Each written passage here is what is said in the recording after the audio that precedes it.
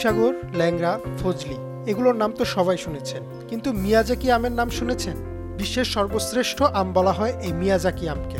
জাপানি ভাষায় আমটিকে বলা হয় মিয়াজাকি। বিশ্ববাজারে রেড ম্যাঙ্গো বা এগ অফ দ্য সান নামেও পরিচিত এই আম। তবে বাংলায় এই আমটি পরিচিতি পেয়েছে সূর্য ডিম নামে, আর এর দাম শুনলেও আঁতকে উঠবেন সবাই।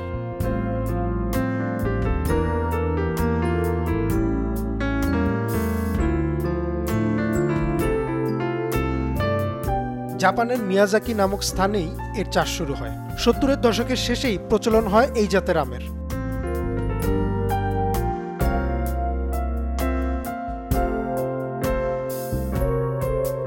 আন্তর্জাতিক বাজারে প্রতি কেজি মিয়াজাকি আমের দাম প্রায় লাখ টাকার মতন। আর এই আমের গড়ন সাধারণ আমের চাইতেও বড় ও লম্বা, স্বাদে মিষ্টি এবং আমের বাইরের আবরণ দেখতে গাঢ় লাল অথবা লাল বেগুনির মিশ্রণে একটি রং।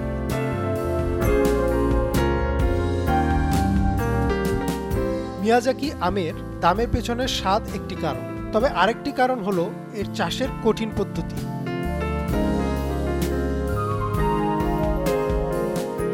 নির্দিষ্ট তাপমাত্রা, পরিমিত জল, সঠিক অনুপাতে সার সহ একাধিক জিনিসের সমন্বয়ে মিয়াজাকি আম চাষ করতে হয়। এ বিষয়ে অভিজ্ঞ কৃষি বিশেষজ্ঞের পরামর্শ নিতে হয় প্রতি ধাপে।